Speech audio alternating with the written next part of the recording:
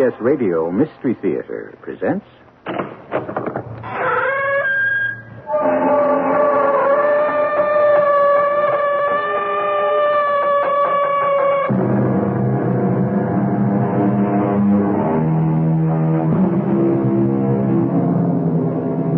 in.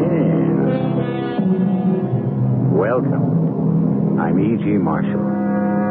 Some people put great store in a phenomenon called fate. But the truth of the matter is, man makes his own destiny. We ourselves control that vital steering mechanism within each of us that determines whether or not we turn a certain corner, cross a crucial street, choose the right or the left fork in a road. In essence, we control that special moment that will determine the course of the rest of our lives. What you say is impossible, Professor. I can do it, Your Excellency. I am a scientist, and I tell you it can be done.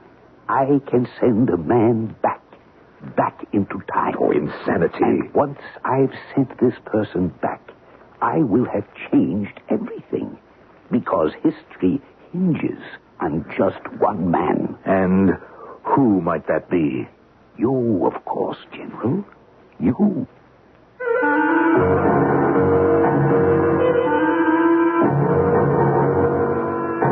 Our mystery drama, A Point of Time, was written especially for the Mystery Theater by Victoria Dan and stars Norman Rose and Jackson Beck. It is sponsored in part by Contact, the 12-hour cold capsule, and Buick Motor Division. I'll be back shortly with Act One.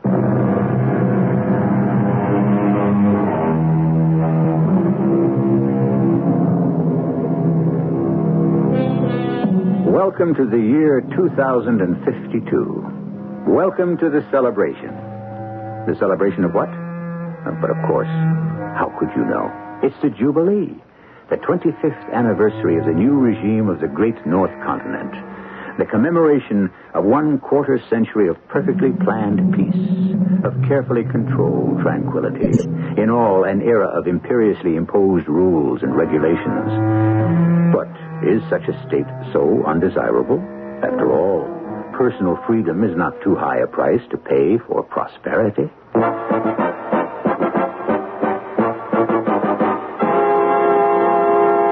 His Excellency, the Supreme High Commander of the Great North Continent, spirit and guiding hand of the new regime, General Franklin Ulysses Morgan.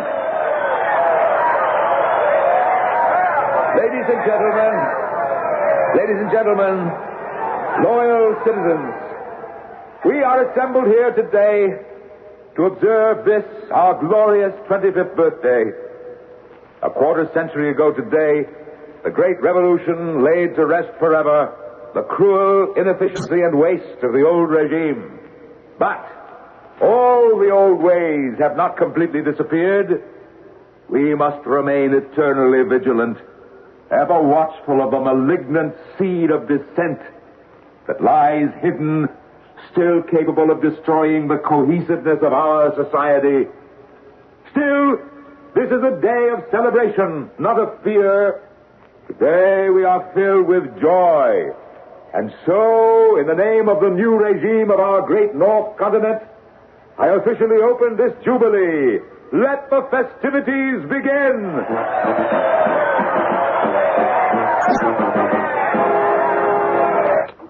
Why did you turn the set off? We have to talk, Otto. This very minute? I was watching the General himself. This is serious. It was most interesting, Lita. He called us the malignant seed of dissent.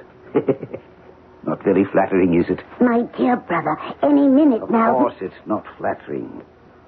But I really do believe he means well. The General means well? Yes. You see, I understand what motivates the man more clearly now. You mean you didn't understand before? I don't believe I've ever seen you so agitated, Lita. Shall I tell you why, Otto? It's quite simple. Our entire plan hinges on the fact that you understand General Morgan. Lita, dearest, I actually believe you're losing faith in me. Oh, I just don't know. This whole idea of yours, it's too fantastic. Inspired genius, that's what it is. Inspired insanity is more like it. Too many things could go wrong, and I'm not even talking about the displacement process yet. That's another thing altogether. Those calculations of yours are going to have to be so precise. I have always been a master of precision, little sister. Oh, Otto, face facts. We're old. Too old to be revolutionaries. Visitors approaching from the rear vestibule. Oh, no. Too old, you say? Well, obviously not too old to be arrested. How do you know it's the special police? I made sure my disloyal remarks were heard by the right ears. Bad news travels fast. Oh, Otto, please. Let's reconsider the whole plan. I'm frightened. Don't be, Lita. As you say, I'm an old man. What can they possibly do to me? Incarcerate you, interrogate you, torture you. You make it sound so grim. Discipline must be maintained. They have to make an example of someone. They need a human sacrifice. And what better time than the Jubilee? They're here. Open this door at once. Well, Lita, release the auto lock and let the gentleman in. What if the plan doesn't work? We have to take that chance. Open immediately or we'll blast the door open. Otto, what if the general doesn't agree to your plan? Open the door, Lita. But what if he suspects me? Suspect such a sweet little old lady. Oh, come now. Oh, it could all be for nothing. For nothing. We're coming in, Professor. Professor Otto Segram. Yes? I'm Colonel Edward Paul of the Special Police. How do you do? It is my duty to inform you that you have been charged with treasonous and contemptible acts against the state. I see. I'm also obliged to advise you of your rights. My rights? I wasn't aware one had any rights under the new regime. But you're mistaken. You have the right to resist arrest, and should you resist, I have the right to shoot you. Well, I assure you I won't put up a fight, Colonel. Oh, please, Colonel. My brother is not a well man. Old woman, I warn you not to interfere with this procedure. Come along, Professor. Of course. Otto. Remember, my dear, remember the Latin, carpe diem. Yes, Otto. Carpe diem.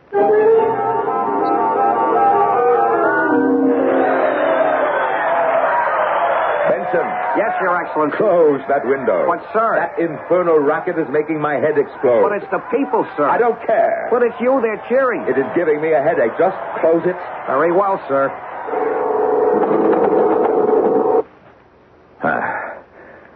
Now, what is it? I pressed your other uniform, sir. My uniform? What on earth for, Benson? The interrogation, sir. What interrogation? Well, sure you haven't forgotten. I assumed you'd been informed. Informed of what? Believe me, General, the last thing I'd want to do is provoke another incident between you and Colonel Paul. Colonel Paul? What does he have to do with this? Sir, an hour ago, Colonel Paul, accompanied by 2 officers of the elite guard, took into custody Professor Otto Segram. Who? Otto Segram, the physicist. But he's 90 years old. But they say he's the acknowledged unofficial leader of the underground. Oh, what is Colonel Paul up to? I'm telling you what I heard. Heard from where? I'd rather not... Where, Benson? I have a cousin in the motor pool. Oh, Colonel Edward Paul thinks he can go around arresting fruitcake scientists and not tell me. Fruitcake? An old expression, Benson. It means having a brain baked with crazy notions. Yes, I think I know what Colonel Paul's game is. You do? Otto Segram is a harmless old eccentric, and everybody knows it. But Paul wants to score points with the High Council on this one. He'll goad and deride that old professor into making some sort of confession. A malignant seed of dissent, snuffed out by the illustrious colonel. And where will I, General Morgan, be when this triumph is occurring? In bed asleep? Well, just don't stand there, Benson. Bring me my uniform. Yes, sir. Oh, who would have the gall at this hour? His Most Exalted Residence. Johnson, main gate. I've just security cleared the general's visitor. What visitor? Lieutenant Johnson, the general is not expecting any visitors. Sir, the appointment roster confirms an audience with Citizen Smith at this hour. Citizen Smith? Oh, yes. Citizen Smith. I'd forgotten. Very well. Disengage inner security screens. Yes, sir. Out. General, Forgive me, but I had forgotten all about it. Mm-hmm. Now, why wasn't I told of an audience? I'm sorry, sir. It slipped my mind until this moment. I refuse to see anyone at this hour. But you have to see Citizen Smith. Who the devil is Citizen Smith? Phoenicia Smith, sir, Grandmother of the Year. Who? Grandmother of the Year, General. The embodiment of gentleness and virtue. The matron saint of the state. It's traditional. Even the hour of reception is traditional. I cannot be bothered. I would caution you, sir, not to flaunt tradition in a Jubilee year. There are many opponents of yours who would happily misconstrue such an action. That's her now. Shall I release the auto lock? Oh, Benson, is this going to take long? Well, if I may suggest, sir, do what you do every year. Shake her hand, offer her a toast, and send her away with a personally monogrammed souvenir New Regime pen. All right, let's get it over with. You may enter his presence. Your Excellency, may I present Citizen Phoenicia Smith. Charmed. This is an honor. Oh, yes, Citizen Smith, I would like to shake your hand. Oh, thank you, Your Excellency. Sir, if you will excuse me for a moment, I will attend to your uniform. Now, may I offer you a drink, citizen? Oh, no. No, thank you, sir. Yes. Well, before you go, I would like to present you with a small token of our esteem. Oh, an old-fashioned ballpoint pen. How lovely. I'll treasure it always. Now, I would love to chat with you longer, Citizen Smith, but you see, there are some pressing matters of state to attend to. I have a confession to make, sir. I am not Citizen Smith. What? I am not Grandmother of the Year, although I have her identification ring. I'm Lita Segrim. Segrim? My brother Otto uses a little phrase, Latin, I believe. Carpe diem. Seize the opportunity, grab the chance. Now, wait, just one moment, please. What is this all So about? that's what I did. I grabbed the chance. Phoenicia Smith is rather comfortably locked away. I took her place. So you see, sir, I shook hands with you instead. Oh, yes. You mean to tell me that you took all that trouble just to shake my hand? But of course, Your Excellency. This sweet old lady's little gloved hand shook your uncovered one. Carpe diem. Your skin has already absorbed the chemical film coating from the outside of my glove. Yes. What are you trying to say? I'm trying to say, General, that you have just been poisoned.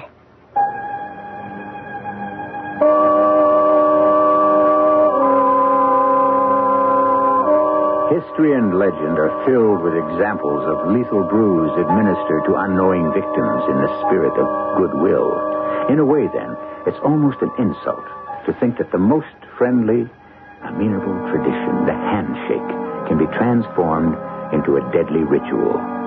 But the unkindest cut, you cannot even trust a sweet little old lady to be just a sweet little old lady, is nothing sacred. We'll find out shortly when I return with Act 2.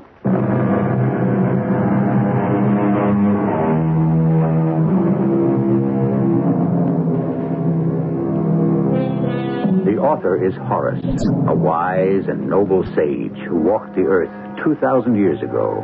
What he actually wrote was, Carpe diem quam minimum credula postero. Translation, seize the day. Put no trust in tomorrow. Indeed, the only thing one can trust is the moment. Tomorrow may never come. On the other hand, tomorrow may come, surely enough, but what good is it if we are not there to see it arrive? 100 years or so in the future, the most powerful man in our tactfully unnamed country is faced with an interesting dilemma. What did you say? You have been poisoned, Your Excellency. Poisoned? By you? Oh, it's just like Otto told me it would be, that you wouldn't believe me. Now, listen, I do not have time for crude assassination attempts, Miss Segram. In fact, my patience with you is at an end. Well, then it is true what they say. You really do believe that you're indestructible? Now, I will be willing to forget the entire incident if you would kindly leave, Miss Segram. I've heard rumors, but naturally I didn't believe them. It cost millions, but you do have something that protects your stomach lining. Please, Miss Segram, you're a nice old lady. I don't want to put you under arrest. But nothing will protect you against the chemical you have just absorbed through the skin. It's a different matter entirely. Oh, wait a minute. Old lady? You called me an old lady. Miss Segram, I am being much more tolerant than I ought to be. Old lady? Why, I'm the same age as you. Maybe even younger. I admit, with modern science, you look, 50, 55. But you're about 78, 79 now. Miss Segram, if you do not get... 79? That's ridiculous. Is it? I don't know where you get your figures. You really don't know, do you? You really don't understand yet. What are you talking about? Time, General. Time. Sooner or later, we all run out of it. But you think you can go on forever. I want you out of this building immediately. It's merely due to my good nature that you don't suffer anything worse. It's you who will suffer, General. In an hour or so, you will feel a slight tingling sensation in your fingers, followed by tremors in the arms and legs, and then a sudden dizziness, all of which will disappear shortly. But they are all indications that the poisonous chemical has entered its final phase. Are you telling me that you would prefer to be arrested? Listen to me for just 1 minute. Very well. You have 1 minute, Miss Segram. What has my brother done that is wrong? I'll tell you, General, though I suspect you won't believe me. Well, I'm waiting. He found a way to be young again. What? It's very complex. It's chemistry, physics. Oh, I don't know exactly what it is, but it has to do with space.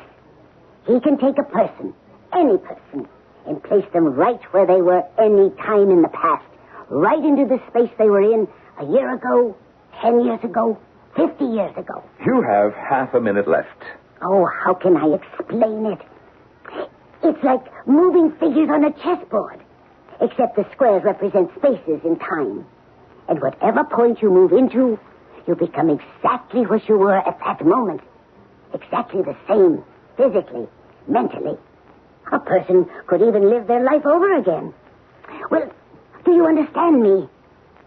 Of course, they would live it over exactly the same, because nothing else in the past had changed. Miss Segram, your time is up. You still don't understand? My brother has created a time machine. Miss Segram, I could not care less. But you will, General.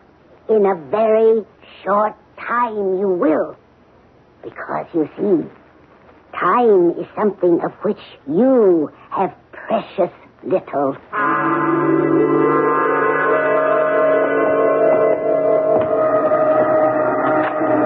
Sergeant, I gave strict orders to let no one what? General. You seem somewhat surprised to see me. What are you doing here, Your Excellency? I might ask you the same question. I was interrogating the prisoner, sir. Oh, well, what prisoner would that be? Professor Otto Segram. Oh, indeed. We arrested him this evening. That's odd. I do not recall signing any arrest certificate. Well, you didn't. Exactly. Then whose authority were you operating under?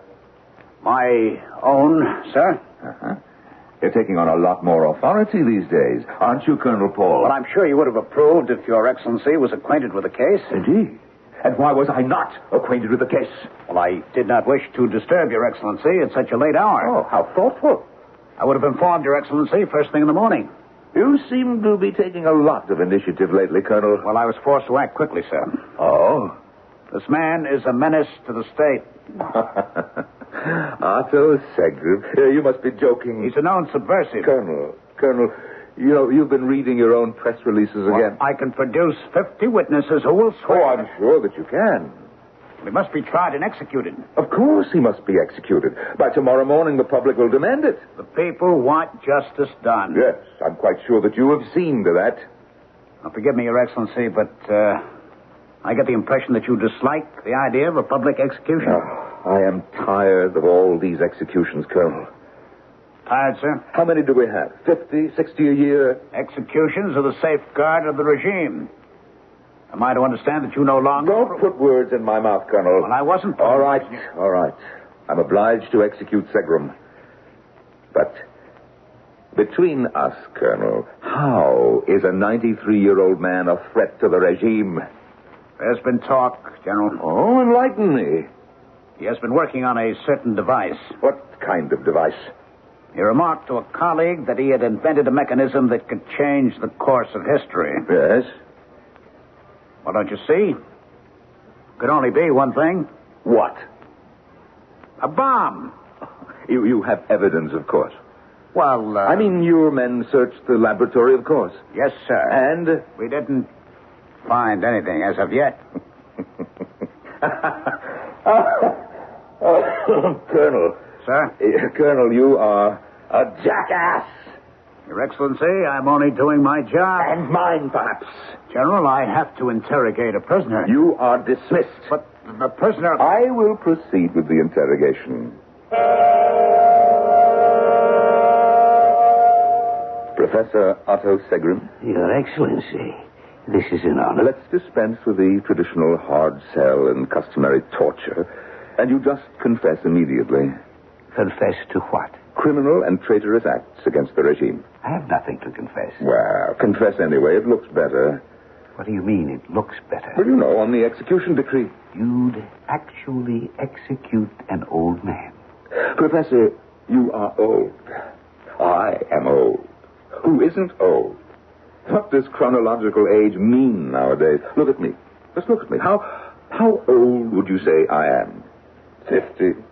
55? Yes. I am 78. That's the miracle of modern science. You don't feel at all strange? What do you mean, strange? A tingling in your fingers? No. A little dizziness, perhaps? I am the one who is doing the interrogating. Didn't my sister pay you a visit this evening? Yes. A very attractive woman, but for her age. Deliberately tried to provoke me. She told you... We spoke briefly, but let us get down to business now, shall we, Professor? There is no antidote, you know. You know, I regret having to execute you in the morning, but it's one of those irreversible situations. So is salicylic dimeth compound C42, the poison that is slowly penetrating your blood. So hold on, Professor. Your sister tried to convince me that I had been poisoned, but neither of you understands that... You seem remarkably unperturbed for a poisoned general. Let me enlighten you. I am unperturbed because I cannot be poisoned. I am immune. Is that a fact? You think others haven't tried to assassinate me before? General. I haven't held on to this job for 25 years because I'm lucky. Well, I can tell you, I never get into my car until after it has been checked. I always wear a blast shield, and my stomach lining and skin cells have been permanently treated with a special, unique chemical that immediately neutralizes any corrosive or poison. I know. I created it some 20 years ago. No, it was formulated by my scientist general-in-chief. I know him very well. Old pupil of mine. Bit of a scoundrel, though. Well, since I created the protective chemical, I also created the destructive answer to it. Huh? I don't believe you. I think you should start feeling the discomfort by now. Professor, I have been more than patient with you, and... But why am I discussing chemistry? Physics. Now, there's an adventure. Distance, space, time, an infinity of wonder in a single point. Oh! Something the matter, Your Excellency? No. Your hands are shaking? It's nothing, it's nothing. Yes, your hands are shaking. The poison has taken effect. No, you're wrong. Now, what's the matter with your feet? Can't you keep your balance? No, I have to sit down for a moment. It's these new boots. I told Benson 100 times to break them in for me. The dizziness? No, it's impossible. I would give you, on the outside, another 6 or 7 hours. Oh, my clipboard. I lost my grip. But of course you did. It can't be. And now, General Morgan, we arrive at the logical conclusion, the terminus of this situation. What do you want? I ask very little. What? Tell me. I want you to let me change the course of history.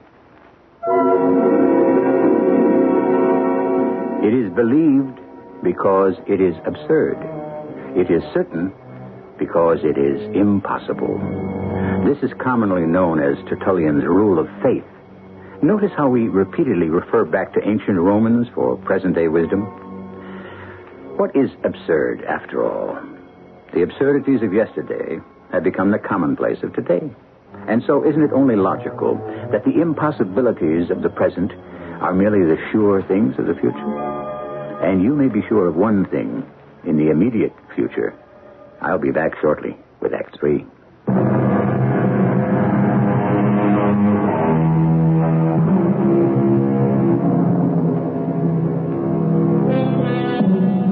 Else whence this pleasing hope, this fond desire, this longing after immortality? So spoke the poet. He knew, as well as they all know, each of us longs to live forever. The bravest among us can become the most shriveled coward in the face of death. Reduced to our most primitive fear, man strikes out and fights, but more often begs, pleads for an extension of this heavenly loan. The general is dying. There is no antidote, unless it lies in the bizarre request that has just been made. You want me to allow you, Professor Segram, to change the course of history? Correct, General. Well, how can I allow you to do anything? I'm dying, don't you remember? You're dying now, but not if you let me send you back in time. Send me back in time? That's right. Back to a time, a space in which you are unaffected by this poison any moment in your past life. Time is my chess game, General. I can move you around like a grand master. Yes, your sister tried to explain this gibberish to me. Gibberish? Time travel is impossible. What if I told you it was possible, very possible? What if I believed you? What would be the point? The point? How appropriate. The entire universe is a point, General, multiplying itself into an infinite line, becoming upon itself a square, squaring itself into a cube, cubing itself into other dimensions. Space becomes more and more cluttered. Time exists side by side. The past, the present, the future, all from a single point. Oh, you're crazy. No, General. The world is crazy, but I remain a fixed point in the maelstrom. Oh, why have you done this to me? What do you hope to gain? A new life. But why do you need me? If you think you can go back in time, why don't you just go? Because my going back would change little. I would do the same things all over again. But you... Me? But that's where your reasoning falls apart, Professor Segram. You cannot change history. Send me back, I would do the same things over again, too. Of course. That is, if all other things remained unchanged, if every incident repeated itself, if you met all the people in your life again. However what? Suppose that events were to be changed just slightly. What if you met a person you didn't meet the first time around? A person who would change your entire destiny. I do not believe a word of this. You said that I'm dying. There's nothing I can do to change that. But you, Professor, you still will be executed. God! What will you tell the God that you have been poisoned? They are all faithful retainers of Colonel Edward Paul.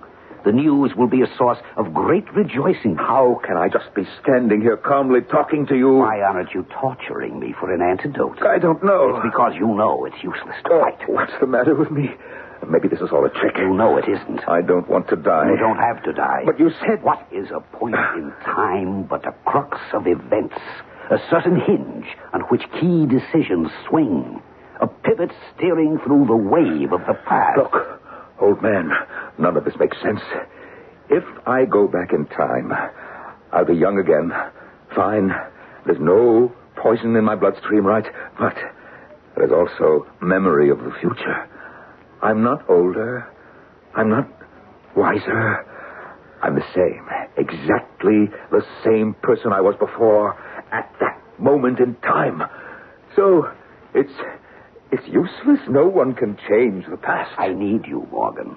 You are the hub. Without you, there would have been no uprising in 21, no great revolution. The country would have had a different destiny, a more gentle, a happier destiny. Oh, it would have been inefficient, unplanned, lawless. But would it have been so evil? Evil? If you could only see the evil, then you would understand. Your Excellency. What do you want, Colonel? I have most urgent business. Well, can't it wait? It cannot. The Regime High Council requests your presence at once. What? Now? An emergency session, sir. Again, Colonel, I was not informed. As you are aware, General, the Council has the undisputed right to convene at any time without prior consent of the Supreme High Commander. I still want to know... Are you in some kind of pain, sir? Me? No. No, not at all. You don't look at all well. Colonel, I hate to disappoint you, but you see, I never felt better in my life. And so, Your Excellency, and fellow members of the Council, because we are all agreed that a state of emergency exists, we urge that this plan be adopted. Now, let me get this straight. You actually propose to place this drug in the public water system? Correct, Your Excellency. But as I understand it, this drug renders the individual docile to the point of near idiocy. That is not quite so, Excellency. Then what is so? Excellency, another outstanding point of this plan is that it avoids the necessity of bloodshed. You are out of order, Colonel Poe. Well, Councilmember McGuinn, does or does this drug not cause permanent damage to the brain? Sir, are you feeling all right? You appear slightly... Answer my question. The long-run effects have not yet been ascertained. However, there is a slight possibility that some minor damage to less important areas of the brain could be attributed... This entire proposal is insane. The people must be controlled, Excellency. You've always said that. Yes, I know, but not as sheep, Colonel. The regime is threatened, sir. From where? By who? Just look around you. From everywhere. Yes, there is a threat. There always is a threat, but not the way you think. A threat to sanity. A threat to clear thinking. A threat to sound judgment. I move that we call this proposition to a vote. Out of order. Yes, let's call it to a vote. I second the motion. Yes, I do too. You, all of you, wish to vote on such a depraved idea. General, we demand a vote. Very well. Proposed that all public reservoirs in District 8 be treated with large quantities of the nerve drug Boromil. All those members in favor, show hands. Opposed? I see. The resolution passes. No. Your Excellency, you've been outvoted. I said no. But the vote was unanimous. I veto it. Then we'll call another vote for tomorrow. I will veto it tomorrow. And the day after? Well, of course I will. You weren't planning to be absent for any subsequent votes, were you, sir? Because then the resolution would be immediately carried. I will be here.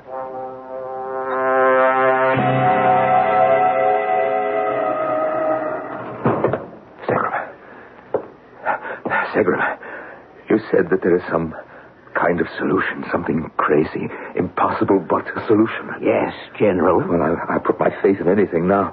What is this deal that you want to make? You let me go. That's it. All I need is an hour. Oh, what can you do in an hour? Change the course of history. Keep saying that. I still don't believe that you can. A point in time. A terminus from which all events radiate. You really believe that you can take me back in time? Precisely. Back to before I was poisoned? Yes. You can change events? That part is theory. I can move you in a space of time like a bubble. Pluck you from one moment. Place you into another. I almost believe that you're crazy enough to be able to do it. I can place you back as you were years ago. How many years? Back to a terrace 50 years ago. Music playing in the room inside. Old-fashioned kind of dance music. You know the kind, don't you? Oh, yes, I know the kind. The band was playing inside, but you, alone, unmoved, stood outside, deciding at that instant the course the rest of your life would take. Do you remember that night? Yes. Yes, I remember. I was 28 years old, going on 29, and I wasn't dancing. How could I? It was her engagement party. I hated her for hurting me that way, but I had to come and see what he looked like for myself. That's when you decided, wasn't it? Yes. Yes, that's when I decided. It was a turning point in your life, wasn't it? Yes. You were embittered, and you decided to enter the military and make a career for yourself. Yes. You became cold and calculating. But what if you had met someone else that night? Would things have been different? Who's to say? I didn't meet anyone else, though. But if you had? Well, I don't know. A nice, gentle girl who would have brought out the gentleness in you. No, it's too late to wallow in conjecture. What is past is past. Perhaps not. If you hadn't been a general, you might have been a doctor, a writer, who knows, even a president. There is no presidency. There hasn't been for 25 years. But there might still be a presidency. The government might still be a democracy if there hadn't been a revolution led by you. Segram, what's happening to me? Are the images clearer? What am I feeling? What am I seeing? You're past, General, like any dying man. Your life is flashing before you. Don't understand. Why are you doing this to me? You understand. Don't let me die, Segram. But of course you won't die. Don't let me die. The council votes again tomorrow. Release me, and I promise that the council will never vote at all because it will not exist. Can you really change things? Yes, it's possible, but you have to let me send you back. I'll be just as I was. I have no memory of the future. It won't matter. But I'll simply repeat my life over exactly up to this moment. Not if I send her back, too. What? Send who back? The girl you should have met. The girl who might have changed your life. What girl? If you had stayed on that terrace a few seconds longer, you might have met her. I'm not changing events. I'm altering individual bubbles of space, moving yours slightly ahead, so that you remain on that terrace just a few moments longer than you did so long ago. But who would I have met? Who, Segram? My sister, Lita. Lita? You remarked before that she was attractive. Lita, but she's old. She's old now. But she wouldn't be if I sent her back 50 years ago. She'd be 25. This whole thing's crazy. You're a dying man. Like the old adage, you're drowning, and I'm throwing you a life preserver. You might not believe in the life preserver, but it's the only one in the water. I want to believe that you can change things. Get me out of here so I can send you both back. I wish I could believe. Then in the name of heaven, let me try.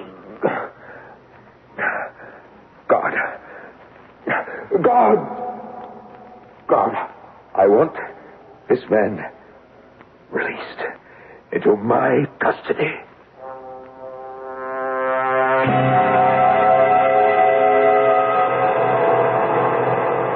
Are you both ready, Lita? Yes, Otto. Miss Segram, if this machine of your brother's actually works, we will be meeting again. Yes, we'll be meeting again, General. But neither of us will remember any of this. I know. That's why it's chance. You see, I like you now. I like you now. But will you like me then? Will you? Power engaged now. Remember, not everyone can get a chance to change the course of history.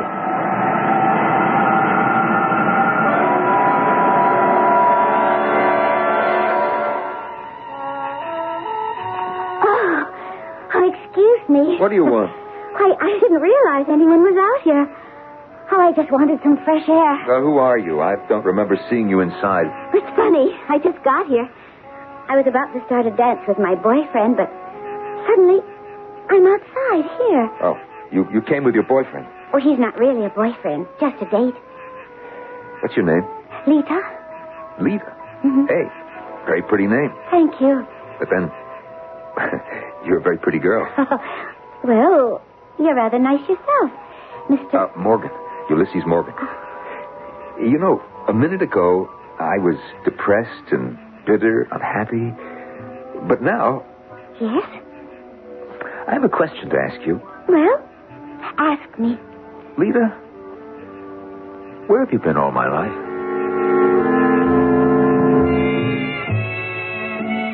Indeed, where? A very innocent question, but this time the answer might be a little out of the ordinary. Another question we might ask is, have we changed the course of history? All we've really done is put a little romance into young Mr. Morgan's life. But do we have any guarantee that he won't turn out exactly the way he did before? Or is love such a magic ingredient after all? I'll be back shortly.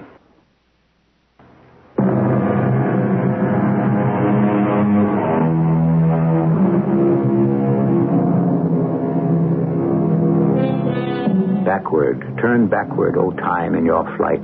Make me a child again, just for tonight. So goes a verse of Miss Allen.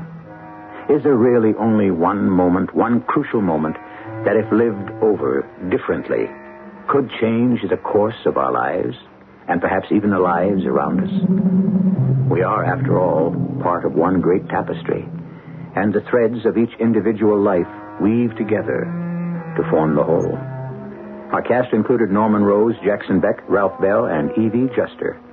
The entire production was under the direction of Hyman Brown. This is E.G. Marshall inviting you to return to our Mystery Theater for another adventure in the macabre. Until next time, pleasant dreams.